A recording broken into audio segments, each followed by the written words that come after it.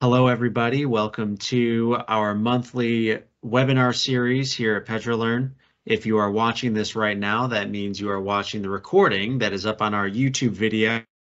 We missed the first slide on this, so there's going to be an awkward pause about 3 minutes in, but thank you for watching this. Thank you for joining us today. We have with us today Emilie Gentry. She is our geothermal geoscientist here at PetroLearn, and she'll be talking about the role of fractures and fault zones on exploration and development of geothermal reservoirs. Before she gets started, I want to give you a quick introduction to her.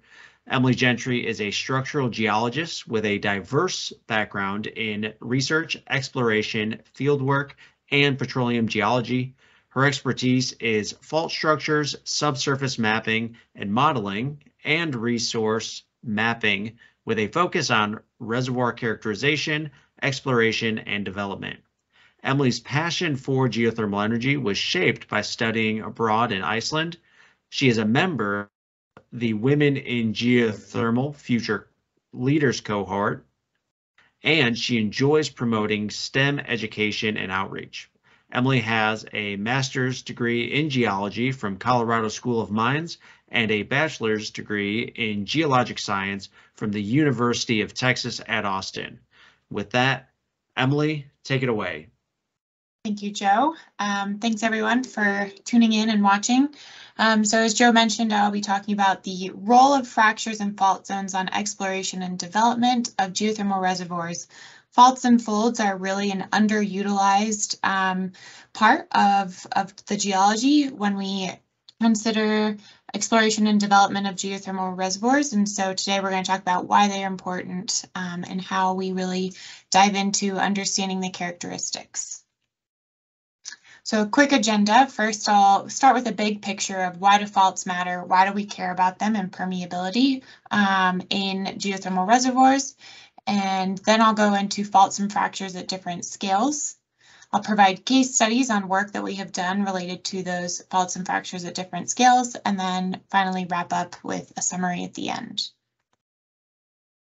So when we think about faults and fractures and why they are important to geothermal, it is important to think about the fundamental elements of geothermal resources or the geothermal parameters.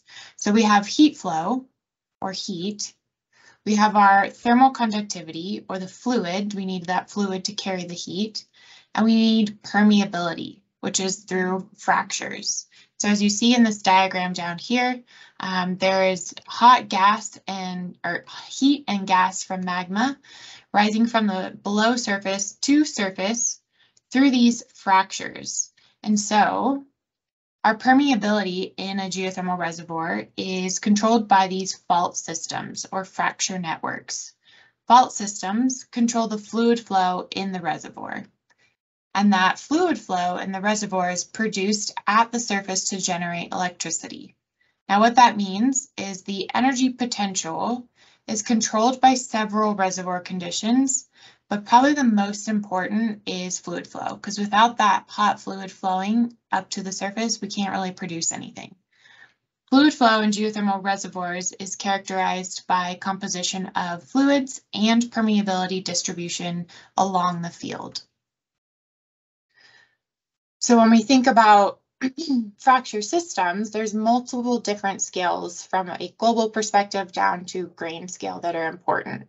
And fracture systems mimic the exploration and development of geothermal systems going from tectonic scale and play fairway analyses to find our prospect level regions, through faults and fractures to find drilling targets, down to microstructures and microfractures for drilling and production optimization. So all of these different scales are really important and play a specific role.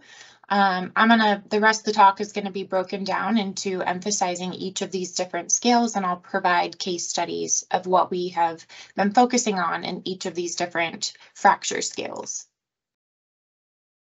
So starting with a global perspective, our tectonic settings, one of the most basic and important parameters involved in classifying a geothermal area is its tectonic setting, because the heat source and the permeability of a geothermal system are really dependent on it.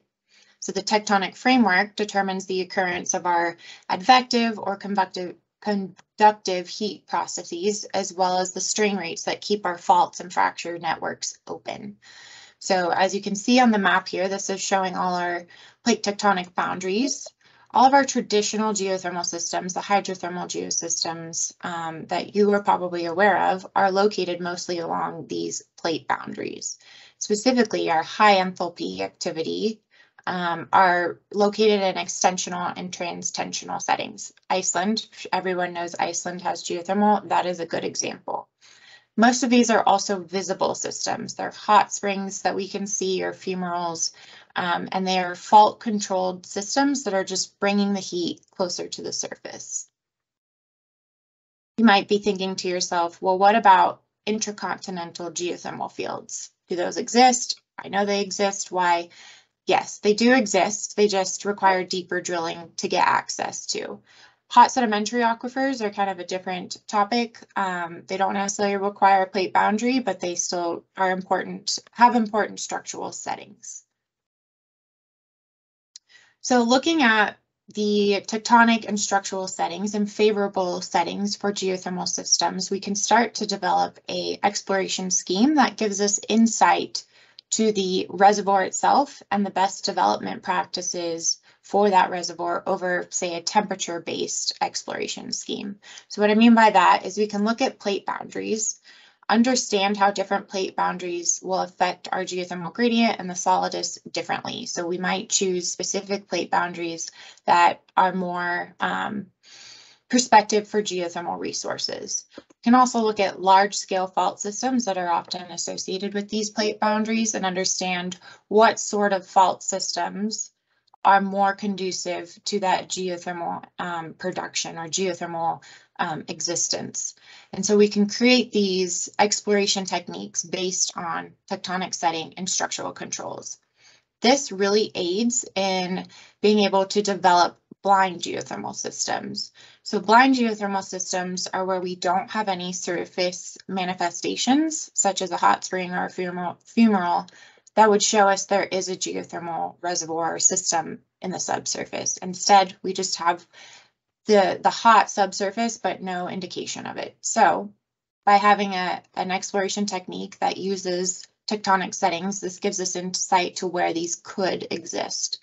A case study example of this is located in the Great Basin region in Western United States. You can see that outlined here in the map.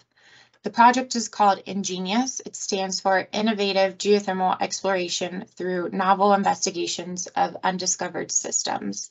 This is a DOE-funded project. It's led by the University of Nevada, Reno, and there's several different companies and government and universities involved in it. PetroLearn is one of those. The whole goal of the INGENIOUS project is to address that they know about 75% of geothermal resources are blind in the Great Basin region. And so what they are trying to do, or what we are trying to do, is develop a play fairway analysis technique to find those blind geothermal systems. And so here is kind of a very basic methodology model of what we're putting into that play fairway analysis technique. I'm going to focus on this structural permeability portion here. And really what I want to point out is that this structural model focuses on the faults. It focuses on where they are, how active are they fault, what's the structural setting, the slip rate, and the whole point is to gather a regional scale of where these faults might be. And from there, then that plays into the rest of the model with different aspects. So this shows just an example of how we are trying to use tectonic settings, structural settings, fault settings to understand where geothermal may exist. And that project is still in progress, and the whole point would be to then take it to other parts of the United States and the world. So now zooming in on a layer, so we were at the global perspective, now looking at the reservoir structure, zooming into faults. Before I get too far into faults and fractures, I really want to define the difference. This definition can change depending on who you're talking to, what's being referenced, but for this talk, this is how I'm going to define it. So faults are larger scale, so they're about 100 meters to 1 kilometer. They're a type of fracture that involves slip movement, so there's offset involved. Fractures are smaller scaled, so they're about 1 millimeter to a meter in scale. There is no slip movement, no offset, and these are simply cracks that really open and close and allow for fluid to flow through your reservoir. So focusing back on faults, faults are really important and they're key to geothermal systems because these control how we are getting heat to the reservoir and then how we are getting heat from the reservoir to the wellbore to the surface. There are many different things within a reservoir that faults can control. Some of the major aspects are our flow rate, our flow direction, and temperature anomalies. Fractures also have a play into those, but on a larger scale, faults really control these aspects. Now, faults can also act as two different, like a conduit or a barrier. So conduits, acting as a conduit, would improve our geothermal prospect. It's increasing our permeability.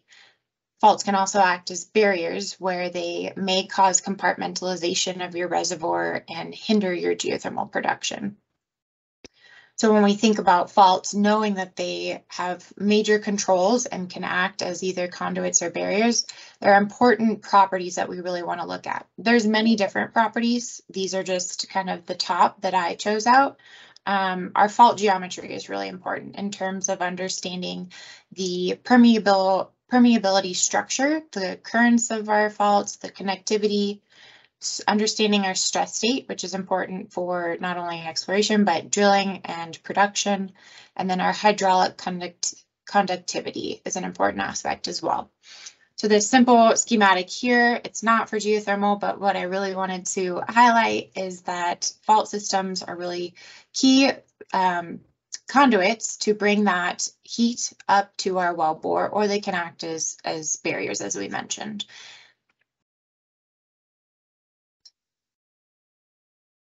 And all this is applicable to both hydrothermal and sedimentary systems. Investigation of a geothermal site starts first with an exploration period, where the main focus is to characterize faults, their stress field, and then the resulting hydraulic efficiency. And so there's several different exploration techniques that we do to really characterize those faults. First, starting with a very basic structural mapping, locating our faults, identifying them, where do they exist, how many, and then from there we use geophysics to really characterize faults at depth. Hydrothermal systems are pretty deep and are usually in crystalline basement, so it requires some kind of special or unique techniques that are maybe not used in oil and gas as often. So gravity and magnetics are often used to detect those basement faults. Magnetotelluric is another method that's used almost as an alternate to seismicity in hydrothermal systems to, again, detect basement faults and characterize our geothermal reservoir. Microseismicity trends can be used to understand kind of the local permeability. Seismic can be used, as I mentioned, it's more for sedimentary systems, so your 3D seismic. Hydrochemistry or geohydrochemistry allows us to look at different trends changing in the water chemistry or the fluid chemistry and an alteration occurring and understanding how faults play a role in that. And then finally, creating numerical simulations that would bring all of that data in, understanding your faults with your temperature data and just visualizing everything in the subsurface. So I'm going to run through a case study that we have done and applied most of these methods. Of course, you hope to have all of the data that I just went through. We don't always. So I'll show a project that we did. The location has been removed for proprietary reasons, but the process is still the same. So So as I mentioned, we start with very basic structural mapping to understand our regional stress field. This includes just, superficial mapping, where are faults occurring, what type of faults do we have, as well as well correlations if you're in a field that you have well data, and then cross sections as well, looking at what's the spacing, the density of our faults, how deep are they, and really thinking about how faults resulting from the geologic history impact our reservoir, right? So everything, all the faults that are deep-seated are things that occurred far back in the geologic history, and it plays an important role in our reservoir. So from there, we start using our geophysics techniques. So starting with Bouguer gravity anomalies, these reveal the density variations in the terrain and their effect on gravity. And so structural features show up as lineations in the gravity anomalies. This technique is used to map basement faults to understand that deep-seated permeability. This map here on the right is our study area. These red dots are oil and gas wells. Don't worry about the white dots for right now. And then the background map is gravity. As you can see, there really is no variation here, so it was not a useful map for us, but gravity is often used in tandem with magnetic data. They kind of serve a similar purpose. So a magnetic anomaly map shows the local variations in Earth's magnetic field resulting from variations in the chemistry or magnetism of rocks. And so anomalies that results from geologic features either enhance or depress that magnetic field. And again, our structures would show up, or a fault would show up as a lineament. And so on this map, it's the same location with our wells plotted here. Instead, the background map is now a magnetic data, and we can start to pick out where we see some lineaments and our potential deep-seated faults in our crystalline basement. Another method that we can use is looking at seismicity patterns. So we don't always have seismicity data, but one pretty useful tool that is regional is the USGS earthquake seismicity record. So that's what these white dots are, the epicenters of faults mapped, and then they're sized by magnitude. And here we just look for trends. If we can find any lineations that would map out trends of seismicity. We can also use microseismicity. It is not on this map, but we use it to give us an idea of the local permeability at depth. And usually we see microseismicity from reinjection and understand kind of what's the depth of those reactivation faults. From there, we take all of our structural data and integrate all these structural features to understand where we see properties align. And where we see them align would be most permeable zones versus our least permeable zones. So this map here is showing a whole bunch of our different structural data plotted together. We use mapping techniques to then create a chance of success map that would show us and highlight specific areas that show more or less permeability. This map is flipped, so it is highlighting green as less permeability. But the idea would be just to map where we see our higher chance of success for permeability, and then we would bring in our different aspects like heat and everything for geothermal purposes. So that was the end of that project. We didn't have any of the other data from the other techniques that I mentioned, but I do want to run through kind of their application so that you are aware of them. So as I mentioned, magnetotelluric is often used to map our deep-seated faults and the reservoir itself. So this is a method that infers the Earth's subsurface electrical conductivity through natural time variations of the Earth's magnetic and electrical fields to then measure the electrical resistivity of the subsurface. So it maps those resistive or your conductive structures, and it reads depths down to a few hundred meters to several hundred kilometers. So it reads pretty deep.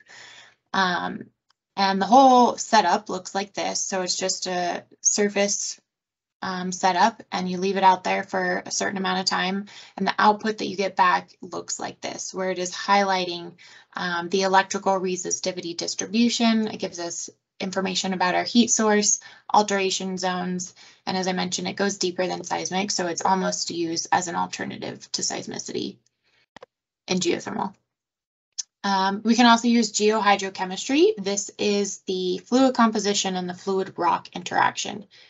Typically, this is used to interpret potential of geothermal fields, looking at the fluid composition, but it can also be used to characterize the role of fault zones in geothermal systems. So this is kind of just a very basic schematic showing how a fault can divide two different reservoirs of different chemical or fluid compositions, and how we can use that to understand what the structure might look like. So on a more specific scale, when we have subsurface fluid flow, it causes an enhanced water rock fluid rock interaction. And this increases chemical activity, which results in altered rock. So if we have altered rock, that goes back to we have an enhanced fluid rock interactions. If we have enhanced fluid rock interactions, it probably means we have higher permeability, and we can trace faults through those alterations. If we have higher permeability, it goes back to the whole point of all this talk, is that we have higher productivity of our geothermal reservoir. So it's not a commonly used technique, but it is a technique that can be used to understand our fault systems. And then finally, we compile all these properties into a numerical model to understand how faulting may affect temperature distributions. So with any numerical model, you would bring in all your reservoir properties and understand how those are interacting with each other, and continue to build that out as you get more data. So as I mentioned, faults are important to exploration, but they're also really big in our drilling processes. So fault characterization for drilling is really similar to oil and gas, where they are important to locate the best drilling target. So as you can see in the schematic, we want to find where the faults are bringing our temperature gradient up, what sort of alteration is going on. Faults are important to geosteering, understanding where they are. Compartmentalization risks, knowing if we are going to run into that risk or not. It's important to understanding our stress field as we are drilling and continuing to drill in the area. And then finally, developing models to improve future drilling. So as you drill one well, right, understanding how the faults are interacting and putting that into your numerical model to help you improve and optimize future planning. All right, so now we're going to zoom in another layer, another scale, and talk about fractures. So fracture networks share many similar properties and roles as faults, but they're just on a smaller scale. But more importantly, fractures really serve to increase the surface area for heat transfer. And transfer, therefore, increases our thermal and financial sustainability of our geothermal reservoir. So they play a really specific, important role. There's a few different very general types of fractures that we look at in geothermal. There's natural fractures, which are caused by our past geologic and tectonic stresses. Induced fractures, which are resulted from drilling and cause the widening of the borehole's internal walls. And then enhanced fractures, which occur from existing natural fractures that become widened in the borehole due to drilling. Now, there's a lot of different research that's going on related to fractures, because they do play an important role in our geothermal reservoir, or even a hydrocarbon reservoir, and our production. I am not necessarily going to go into specifics on any of these, but to give you an idea, people are looking at the orientation, spacing, aperture, length, connectivity, trying to understand how that all affects optimizing our well performance. So here on this schematic is really just highlighting, again, that relationship of having faults, but also a concentration and density of these fractures around our well bores to really create that surface area for heat transfer. When we talk about fractures in geothermal systems, we have to talk about reservoir types as well. So on the left here, we have your conventional system. So these are your traditional hydrothermal systems where our reservoir is naturally fractured, the rock is permeable, and we have a geothermal aquifer that we're producing from. Unconventional systems include our enhanced geothermal systems, and these are usually where the rock is impermeable and there is a pre-existing fracture network that we enhance the fractures to induce a connected network. So we're enhancing these fracture networks just to create a more permeable reservoir. So fractures are important to both. They're more important to these unconventional systems just because if we didn't have any sort of fractures, we wouldn't have any fluid flow.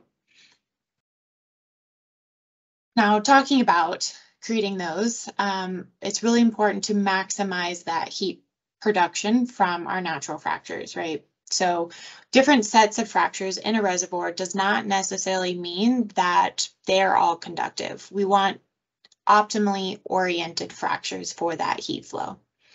So through shearing processes, we create conduits. Down here is kind of just a 2D diagram and 3D diagram showing our differences in looking at the stress fields and stress regimes. So we combined our fracture geometry with geomechanics to determine these stress fields and to define our normal and shear stresses that we're looking for. Then we use a Moore circle where we plot our calculated stress fields. And we plot those with our fracture analyses. These crosses are our fractures to define which fractures are conductive, which is determined by this, the friction angle. So these red ones here, these red plots, red fractures, are the ones that are conductive in this example. We then plot this data on stereo-nets to understand where we'd want to drill for optimal flow. These white dots correlate to these red dots. So these white dots are, again, the conductive fractures. So here we would want to drill our well in these white dots area. The center's a vertical well, so here it's suggesting a 60° to the west well bore. We then take this information of where we would drill for optimal flow in the maximum critically stressed fractures and do some 3D modeling to kind of understand and see the relationships between these different fractures and where we would drill. So the impact on drilling and production of fault networks, as you can see from the last slide, is really important, but it's also really important to understand those for our well placement.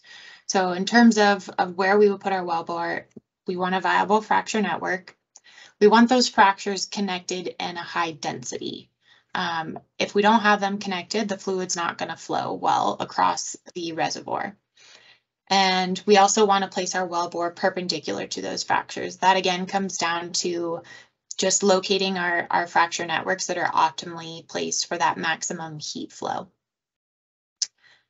Beyond just drilling, fractures are important also in reservoir management and kind of our maintenance of the reservoir. So knowing that our heat recovery efficiency can actually be improved by changing that fracture strike. So that, again, goes back to finding the optimally placed or optimally oriented fractures for that maximum heat flow. And therefore, it's really important to monitor our fracture evolution within a reservoir to understand how things are changing through time. So with that, I will show you guys a case study on a technology application that PetroLearn has been developing. It's called MARC tool, stands for Microseismic Monitoring Using Artificial Intelligence with Real-Time Computation. The motivation of this work is to understand how fracture evolution and characterization plays an important role in the reservoir performance and ultimately optimizing production within our reservoir. So specifically for enhanced geothermal systems, as you can see here, where we have enhanced our own fracture network, it is essential to have a really thorough understanding of the subsurface characteristics, along with an effective real-time system to monitor and map these changes in induced and natural fractures during both stimulation and production. So then the question becomes, okay, well, how do we actually monitor the temporal evolution of fractures in a geothermal reservoir? And the answer to that is really rooted in going back to geomechanics and characterizing the orientation of principal stresses and the changes in stress orientations. So the idea behind that is that the thermal stresses that result from temperature differences between the hot reservoir and the cold fluid that we inject causes shear failure along the natural fracture system. That shear failure is what is recorded using microseismic monitoring. And then from tracking the movement of different microseismic clusters, we can get an idea about the movement of fluid through a geothermal reservoir. So the technique that we use to do that is as follows. So we start with a regression analysis to divide our data into temporal subdata sets. From there, we apply a moment tensor and stress tensor inversions, and then sort the data into 3D spatial grid cells and time periods. Then we apply a clustering method to extract different groupings from that microseismic data, and then create a 4D volume of data comprised of spatial and temporal changes in those clusters. So the goal of this whole methodology is to utilize microseismic data with a time-lapsed microseismic technique combined with moment tensor inversion methods to characterize our microseismic events in different time windows for monitoring. So we applied this methodology to data from the Geysers geothermal field in California. We had over 87,000 microseismic events to start with. Once we refined that data set by applying the regression and the moment tensor and stress tensor inversions, the result was about 9,600 full waveform MTI solutions. This plot down here is showing latitude versus longitude. The blue dots are our microseismic locations, and each graph steps by 7 years. So the whole point of this is just showing how through time from 1980 to 2022, how the spatial distribution of these microseismic events have changed. From there, we apply clustering methods to classify these events. So first, the microseismic events are divided into 4D space. So it looks something kind of like this. Then we select a time window. So for our project, we selected 1 month time window. The algorithm picks an optimized number of clusters for that first time window. So here it's selected 4 different clusters. And then it calculates the cluster center for each group. And as more time step data is imported, so for the next month, it would calculate a new cluster center. So what that looks like, if we zoom in on this red cluster 1, we can see a new cluster center has been calculated for each month that has been imported. And through that, we can see how the cluster center changes through time and suggests induced and natural fracture evolution. So what this allows for is, in general, it allows for monitoring of our reservoir beyond what a well can monitor to understand how the reservoir is changing. More specifically, it monitors those changes in fracture systems and consequently their impact on the fluid movement and our production rate. It allows us to identify material changes in fracture properties and the effect of stresses. And most importantly, it allows us to assess, improve, and predict enhanced geothermal system performances so we can optimize our production. All right, so to summarize real quick on fractures, they're important for increasing our fluid flow. That's kind of one of their major roles as opposed to, say, faults. Wellbore placement is really important, understanding our fracture density and connectivity around the wellbore. And then it's also important to understand our fractures for reservoir management and the evolution of fractures through time. So fractures drive our production potential of a geothermal system, which is why they are really important to understand. All right, so we'll zoom in one more layer, microstructures. Microstructures are not something that is commonly used by industry, but it is something that is getting a little bit more attention, and hopefully the next few slides I can show you why we really care about something on such a small scale and how it impacts our larger scale and understanding our reservoir. So why do we care about microstructures on fractures and faults that are at a larger scale to begin with? And this is because the behavior, our deformation of faults and fractures are localized in what we call a principal slip zone within the fracture zone. This is called, this is a highly localized narrow zone of ultracataclysite or gouge. So when we look at kind of the grain scale and understanding what's going on, our slip zone thickness, this diagram shows slip zone thickness along the top with depth. And regardless of the depth, each type of slip zone has some sort of characterization or has a width, a thickness between the millimeter and centimeter scale, which suggests that there is something happening at a grain scale level. So taking a look at why we care even in geothermal, what do we see in microstructures? This diagram here shows that if we take a fault that we see in the field and look at it at outcrop scale, zoom in on a single grain, we can start to see that even within a single grain in a fault zone, there are fluids flowing between the grains. There's things going on, there's alterations, there are different structures and chemical properties that are going on that are affecting our larger scale.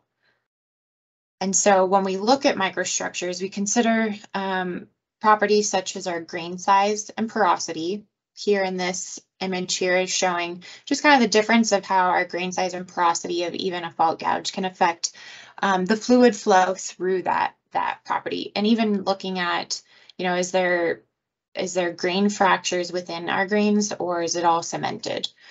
We also look at roughness of our grain to grain, which affects the roughness of our fracture system, permeability between these grains, precipitation, and alteration. So this is something that we can really see at the microstructure scale. This is a thin section image here of a rock slab, and what we can see is there are some permeability and porosity at this scale.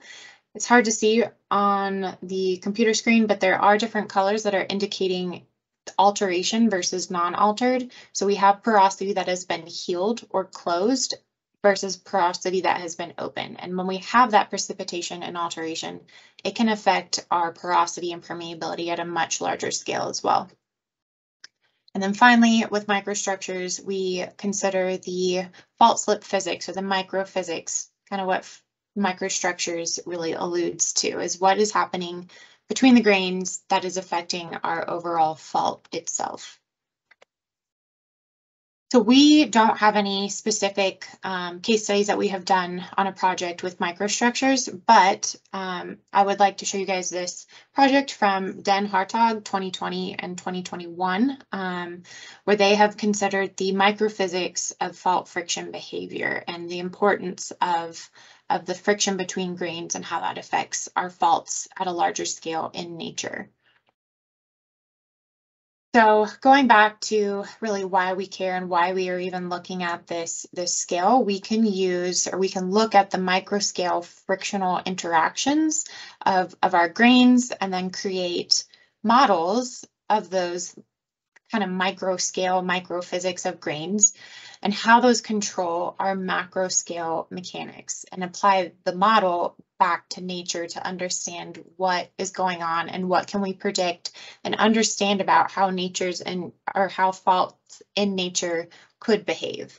And so the system, or the methodology that this paper used, is they ran several different frictional experiments, used that data to understand their friction coefficient, also looked at the microstructures that were the output of that, to understand kind of grain interactions and at what scale of microstructures are grain interactions applicable and are driving factors.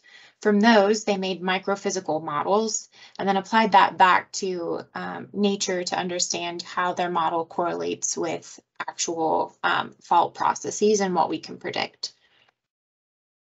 So this study looked at specifically phyllosilicates. Phyllosilicates are a clay, platy mineral. As you can see in this image down here, they're really platy.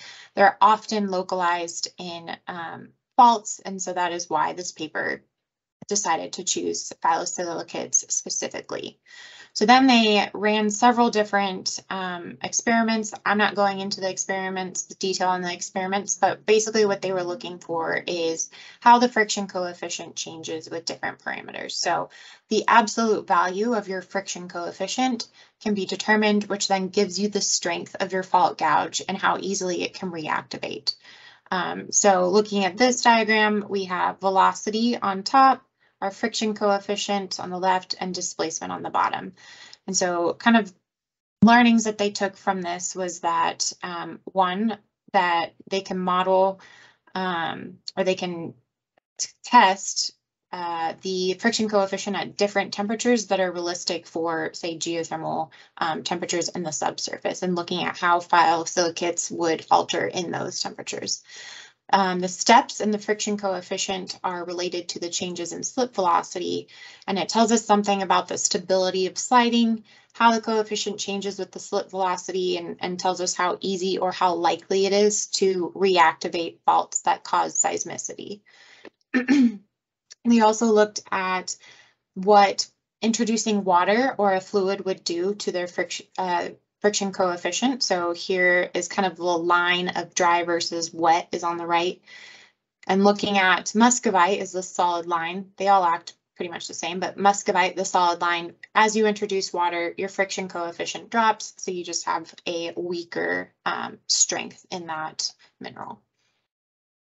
So they took those learnings and then they looked at the microstructures and analyzed what those mean. And so starting here on the left, looking at their phyllosilicate gouge, they start kind of at a zoomed grained, a very grain scale level, and looking at where your shear strength would be accommodated. So they point out there's a sigmoidal grain that is surrounded by a finer grained cataclysite around it, and determined that your shear strength would be accommodated within the sigmoidal grain.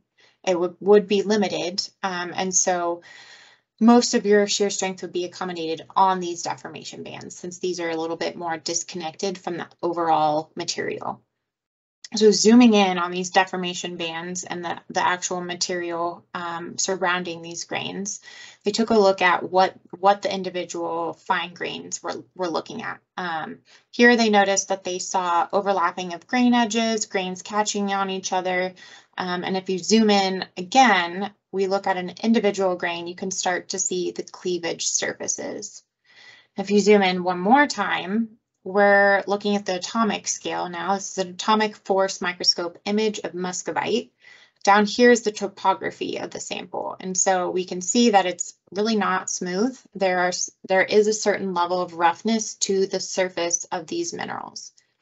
So what all that means, this is kind of a summary slide of looking at all that, and they've modeled kind of what those interactions look like.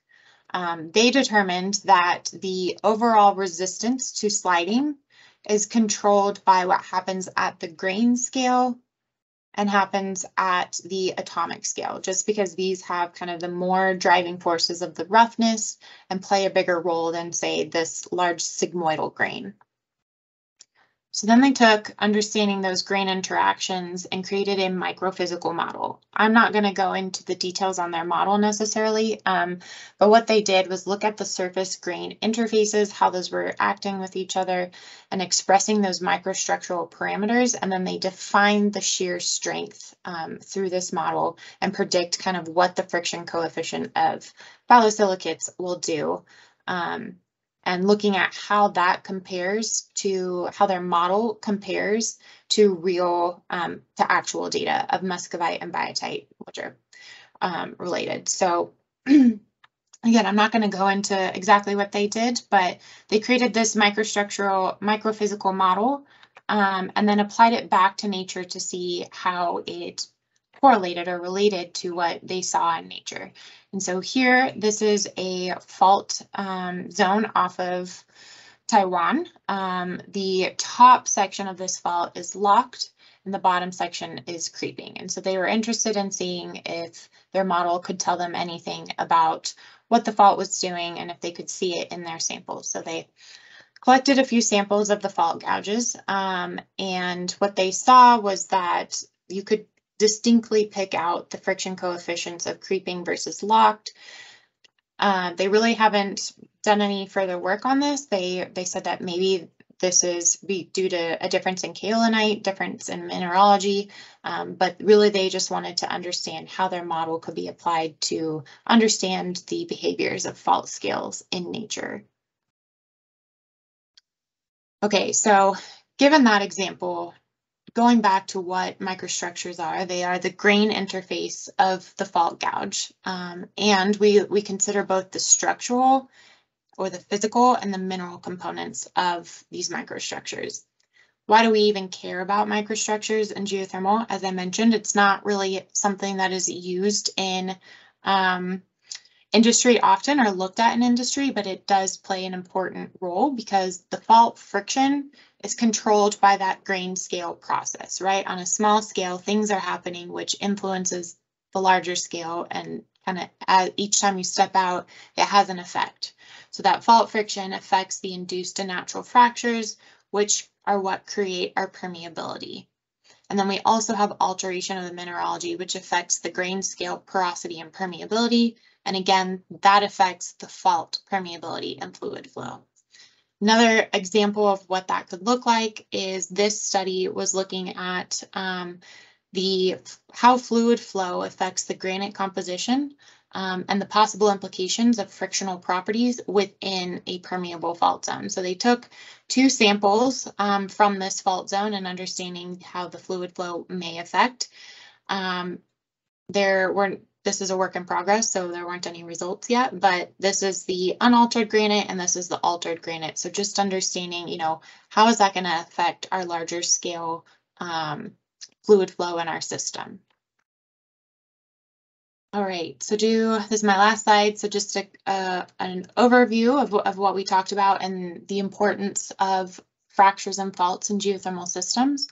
We talked about how faults create permeability, and that permeability is what characterizes our fluid flow, and that fluid flow controls our energy potential. And so they're really important in terms of making sure that we are optimizing our energy potential. Faults and folds influence our geothermal system, faults and fractures influence our geothermal system at multiple scales. So we talked about tectonics, which bring the occurrence of heat processes, and they can be used to locate faults and effective strain rates. Faults have 2 major roles. They provide natural convection, but they also are flow pathways that connect wells to the reservoir and to the heat source. Fractures play an important role to increase our surface area for heat transfer, and they're also really important to understand for our wellbore positioning. And then finally, as we just discussed, microfractures and microstructures are really important for understanding the fault friction behavior and how that is controlled at the grain scale level. So that is all I have. Feel free, if you have any questions that we don't get to today, to reach out to me on my email, and I'm happy to. I think we have some time for questions.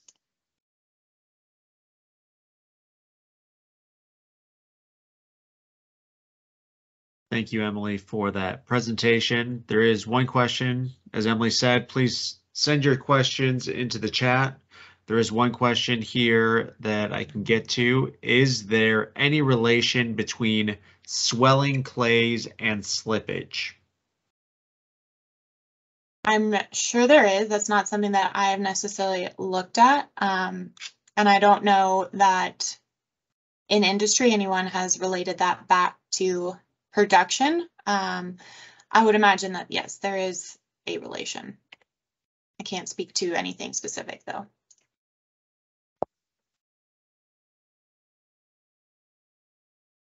And then another question at the end, please extrapolate on induced fractures. So kind of everything you've talked about, can you comment on induced fractures and kind of where those fall in this and how they play into this whole geothermal production picture? Yeah. So as I mentioned, fractures and at this scale, right, increase our surface area for heat transfer. And I would say understanding our fractures, characterizing them, and monitoring them is more important to those enhanced geothermal systems where we are inducing them. And that's where understanding your geomechanics. I had one slide on that where I touched on why we really want to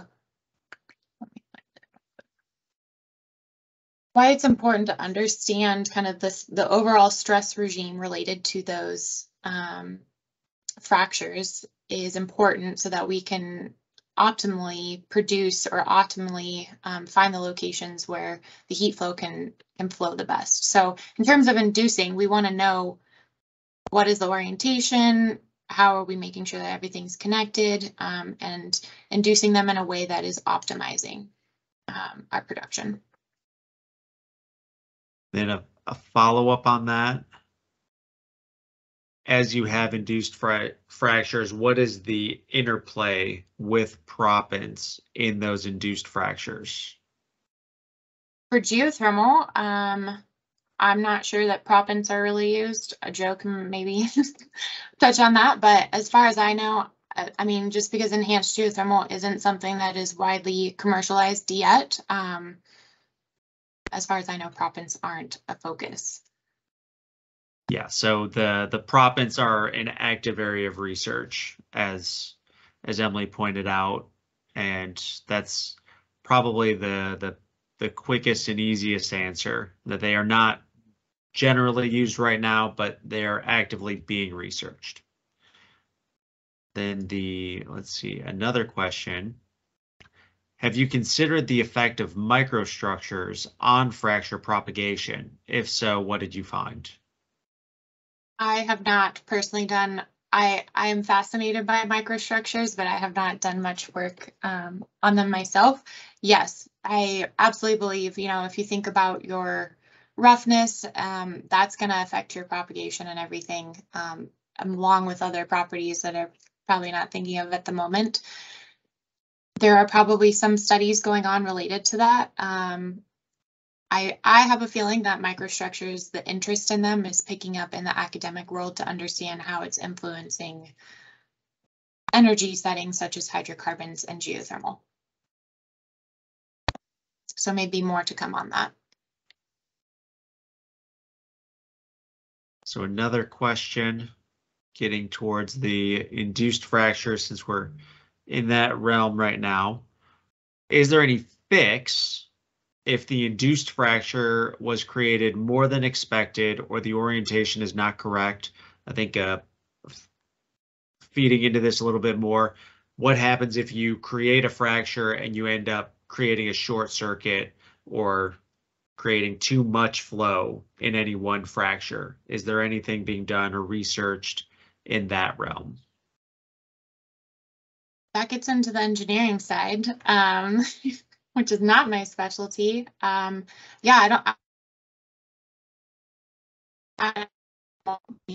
this is, I think I blipped a little bit. And geothermal is still pretty new, so I don't know that that's actually been looked at. But yeah, sorry, I don't have a clear answer for that. So Emilie, I can put some light on this because there are actually current interest from government, and there are several universities and partnerships working on this topic. It's one of actually the major challenges for enhanced geothermal system, this short circuiting, and there are technologies under development from a completion design side and from fluid or polymer design side to basically develop shear thickening type of fluid that can adjust themselves based on the amount of fluid and temperature basically flowing through different induced fractures. So it is basically ongoing. There are several ongoing research on this, and it's an open topic for further research, of course. So, sorry to interrupt. No, thank you. The next question that I will throw out there is, are there any observations for productivity decreasing or reduction in fluid circulation due to fracture closing or permeability decreasing? Yeah, I would say, I mean, as you're producing, I guess.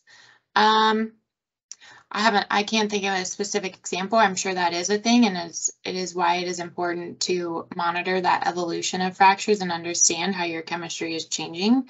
I have not heard of a specific example, but geologically it would make sense to me that you could have that, yes. And I think an example there that kind of talks to what you're asking is looking at the Salton Sea, where they have lots of precipitative minerals within their wellbore.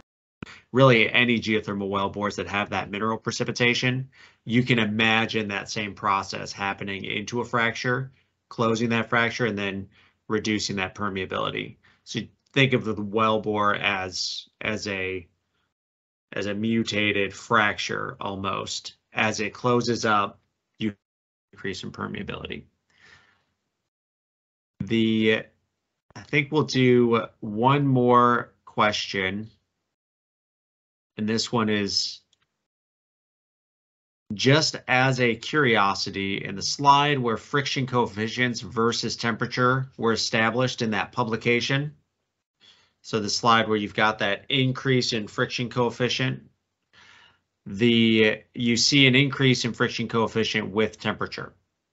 Is that because temperature increases the normal stress on the fault? Is it a different mechanism such as the mineralogy changing?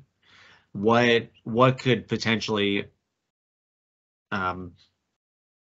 why is that happening? Yeah, that's a really good question. They did not address that, so anything I say is not what they said.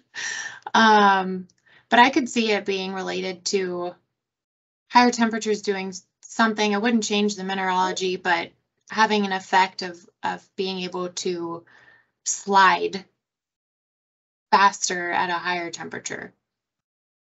That would be my answer, but I don't know. They did not address that. Well, it is 11, so we want to be respectful of time, and if anybody needs to leave, we are gonna end this here. I know there were a few questions I didn't get to. Please remember, Emily has her email there. We'll pop back up on the screen, and if you have any questions, you can email Emily. And one exciting thing I think from watching this presentation is that there are a lot of different aspects to geothermal in the fault and fracture arena that are still being studied, still actively being updated, and I think that's one exciting thing about being part of the geothermal industry and part of this geothermal decade.